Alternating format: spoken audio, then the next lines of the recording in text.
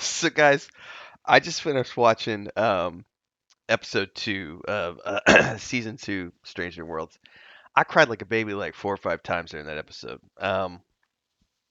Just cheering for the dialogue and the acting and everything else. So I'm gonna be sniffly this whole episode, but it was totally worth it. So remember how Deep Space Nine used to have these really powerfully written, emotional episodes about racism and apartheid and all of these horrific atrocities that humanity does, but they did it in a way that was very relevant to the times, and it was a conversation with the audience about the dangers of this part of society. This is that. This was an episode all about the good things about Starfleet, but also the fact that it still has some really nasty stuff like, there's still as much as they try to be this perfect utopia, there are still cracks and there are still defects. One of them being, this anti-Illyrian law that is essential. It is racist. It is absolutely racist. So this whole episode was about dealing with racism in society and how important it is to eradicate that, but also the difficulties that people who suffer racism have to go through. And the acting in this episode was very, very powerful, and there was some great moments of just the dialogue and the feeling of who these characters were and the struggle. I'm probably spoiling stuff even with generalizations here, so let me get to the root of the matter. We're going to be talking about all the things in episode two today. So spoiler alert. It's a big journey.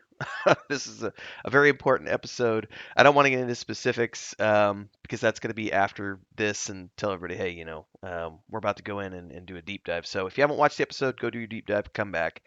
Um, and yeah, 5, 4, 3, 2, 1. Here we go. So obviously, at the end of last episode, Una was arrested for failure to, you know, a, you know, let everybody know that she was Illyrian, and genetic modification is illegal. And so Pike disappears in episode one to go get this lawyer to come work on the case. And so episode one was a Spock episode, right? But episode two, we're back on Pike. Sort of. This is actually an Una episode, but Pike is involved in some degree because he has to convince this Illyrian lawyer to come to bat for Una. But apparently there's a rift there a long time ago. And because Una chose to join Starfleet, her friend, who is now, one of the best civil rights lawyers in the galaxy, her friend is very much like, I don't like Starfleet. Starfleet is this kind of, yes, they have utopia, but it's also kind of fascist. Like the fact that they don't accept us because of genetic modifications, like that's not fair. There's still some issues with Starfleet that I don't like. So no. Also, I think the distinction here needs to be made between Starfleet and the Federation because during the case that happens during this episode, there is this talk about what Starfleet strove to be in the early days, and then what it has become under the Federation. And even though there are many different points of view in the Federation, it still has this sort of better than thou attitude of we are sort of like gods of the galaxy, and we reserve the right to make the rules. Um, So it's a really good episode. So the first thing Pike has to do is convince the lawyer to come to bat for Una, and there's a lot of just bad blood there because of what happened 20 years ago or whatever. And he does convince her to come to bat, and if only to like make the case about the Illyrian people and perhaps make a step towards eradicating racism against their people because it's wrong. So she views it, the lawyer views it as a civil rights case that's worth it because she thinks it's going to be big enough that it'll make a notch in the history books on the march towards, you know, equality for her people. So she's willing to do it for that reason. Una is, excuse me, everything she wants to be is Starfleet. And this episode really drives home the things that are good about Starfleet that she saw in it that made her want to be a part of that group. And what's really interesting is the case. Originally, this episode starts off with them offering her Starfleet's offering her a plea deal, And they're like, if you accept that you were guilty, um, we'll give you a dishonorable discharge and, you know, a slap on the wrist. And she's like, yeah, I don't want to accept that. I'm going to fight, and with her lawyer at her side. And when they decide to fight, this Vulcan admiral steps in, or lieutenant admiral, I think he's an admiral, a lieutenant admiral guy, creepy looking Vulcan dude, comes in and personally decides to take this, he's going to be one of the lawyers alongside the Starfleet lawyer, um, in persecuting this case, and they take it from just being about, filing an illegal application to, oh no, you filed an illegal application, you did this, this, that, this, that, this, you broke all these codes, and so not only are we looking for a dishonorable discharge, we're looking for 20 years on a penal colony doing hard labor. So now they're deciding that Una is a big enough threat to the order of the Federation that we're going to throw the book at her and make an example of her so that no one ever attempts to do this ever again. Which this is the ugly side of Starfleet and the Federation rearing its head, right? This is that ugly side of we're better than all of you. You need to be grateful that you're even in the Federation. Prime Directive makes us gods, and it's the scary side of Starfleet and the Federation, which, unfortunately still exists despite how hard they might want to have this utopia. And that's the thing, striving, but not achieving in all areas. That point is driven home during this episode. So, Una has to go to this case, and the case is being held in front of these three judges from the Federation and Starfleet. So it's a big deal. And yeah, the whole episode is just about dealing with these draconian laws that were put in place for, I don't want to say good reasons, but the eugenics war was obviously a bad thing for humanity. And the lawyer, the Illyrian lawyer even points it out. She's like, humanity suffered a horrible loss because of the eugenics war. It was a horrible, horrible thing to happen to humanity.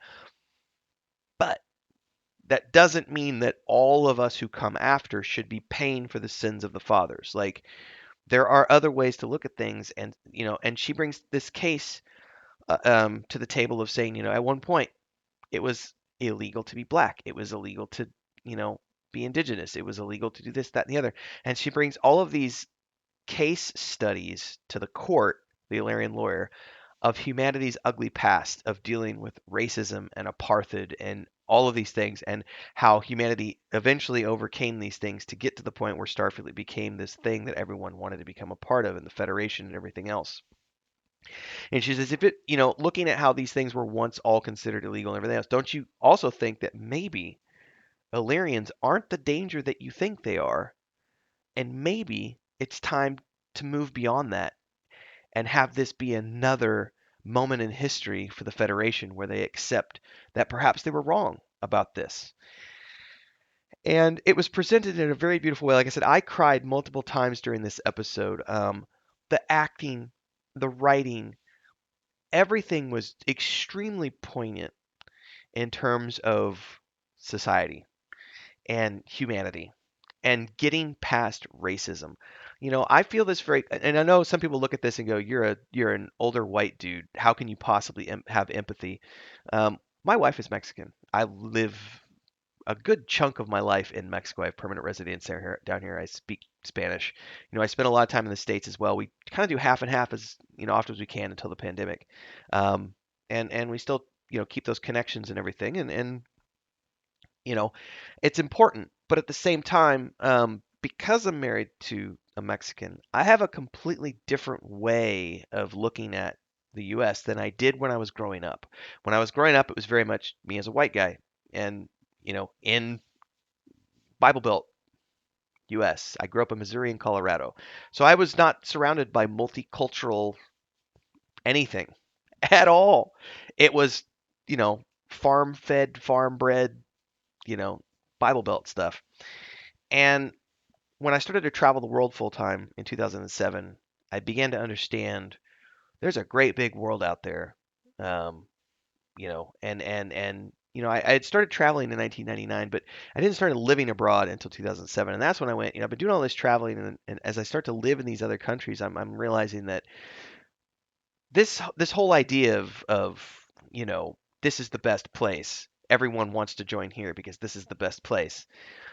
That became sort of like I actually all of these places are pretty cool, and everybody on the planet's pretty cool, and I don't understand why there's any sort of um, feelings one way or the other about whether or not someone's from a different country or speaks another language or has a different religion. Like, I don't get it. Like, and especially as I started to get older and listen to, guys like Terrence McKenna talk about, culture is your operating system and realizing that, oh, if you can learn how to, unwire that and reformat your hard drive, you can get rid of that cultural propaganda and cultural brainwashing that you grew up with. And I think that's one of the things that Star Trek has always done a really good job at analyzing and having discussions around these things that become social programming that aren't necessarily right.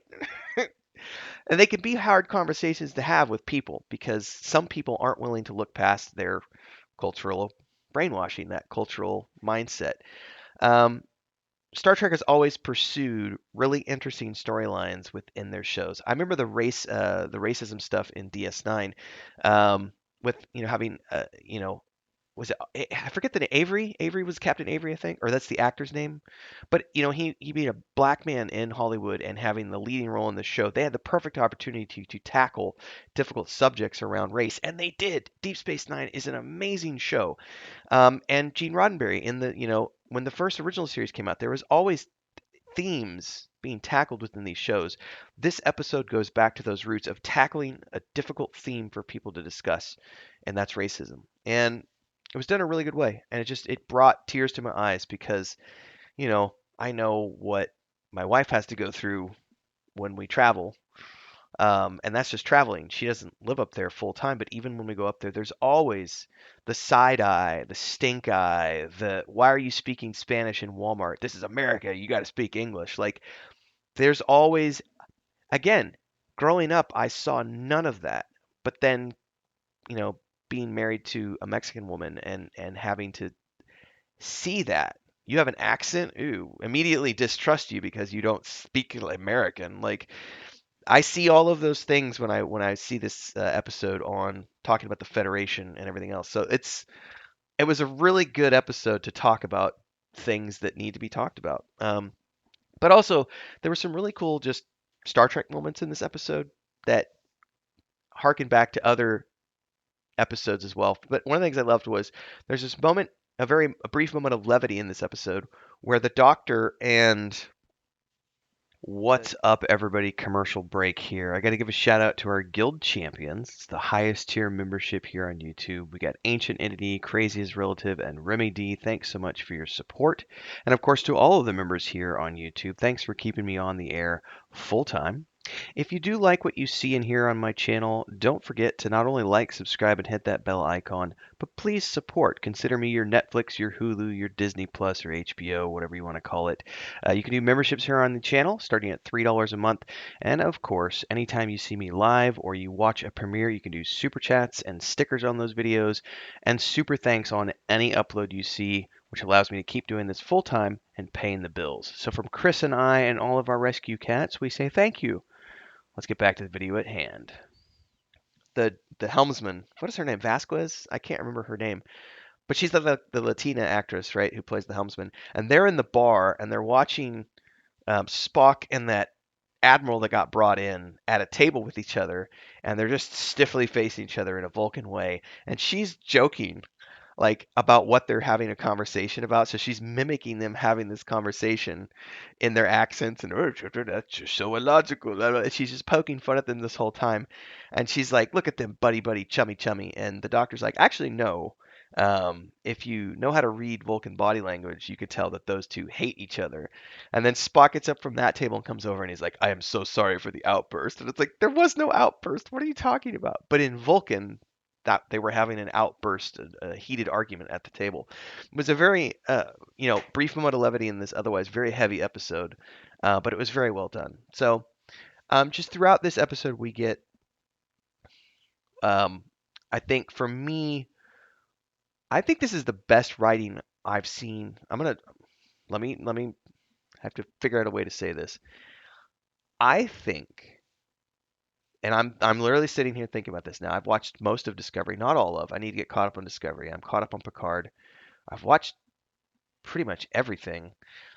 that has come out in the last, from all of this Paramount Plus stuff.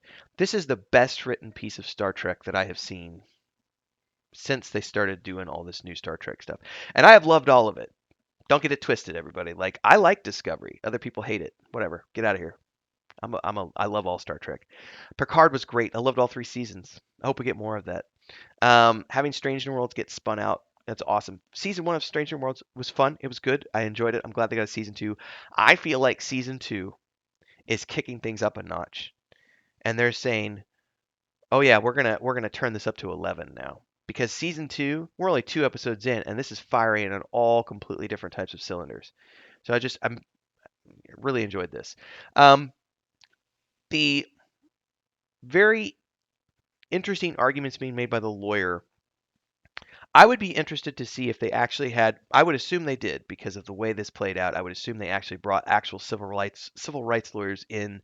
I would love to go behind the scenes on this episode and see what went into crafting this episode because it felt like they had to have had experts there on civil rights who were giving all the arguments and counter arguments that would be seen in a court of law or have been seen in courts of law, and then using those and putting those into play with what the Federation had. It was a very great episode, especially to see like on the one side you see the Vulcan admiral who's representing all of the laws of the Federation, and those laws are there for a reason. And in most cases, those laws are there for good reasons that help protect this utopia. And there are things that the Starfleet and Federation are striving to achieve, which are all good things. But on the way to get there, there might be some stumbling in how those laws are implemented. And that's what ultimately this case becomes about, is about how sometimes the laws need to be adjusted. One of the best arguments I heard during this is how even though there's supposed to be this prime directive, right? Captains regularly break the prime directive. And the lawyer brings this up during the case and says if they're allowed to make judgment calls because they're the captain of a ship on when or when they might not have to follow the prime directive, then this should also be a judgment call that Starfleet can look at and go, yeah, let's course correct. Like, let's do this instead of this. Like, we have a moment here to strive towards something better. Let's seize it. And there is a moment towards the end of the episode where you're not sure if this is going to go through or not because the Vulcan uh, um, admiral steps in and takes over the line of questioning and makes it all about Captain Pike and wants to add how this is not just about um, um, her filing an application. This is about conspiracy. He's known for 4 months, and we need to bring down the captain as well because we've there's sedition and treason and all this other stuff going on. And then the lawyer brilliantly brings it back around to how, oh no, Captain Pike knew for 4 months because here's what Starfleet code here says about, you know, asylum seekers who can seek asylum based on these criteria. And, Una's fulfilled all of those criteria through the upbringing that she had and having to be discriminated against, even within the Federation. So it's just, like I said, I ended the episode just tears. Just in emotion, like not sadness, but like this is such an awesome emotional journey episode. Honestly, I keep every time I watch a new episode, it's like I just keep getting catapulted to new heights. So, episode 2, Strange New Worlds, I'm kind of speechless even after having made an 18-minute video about this. What writing, what acting, what everything. Can't wait to see the next one. I got to try to go recover from this, guys. I'll see you next time. Cheers.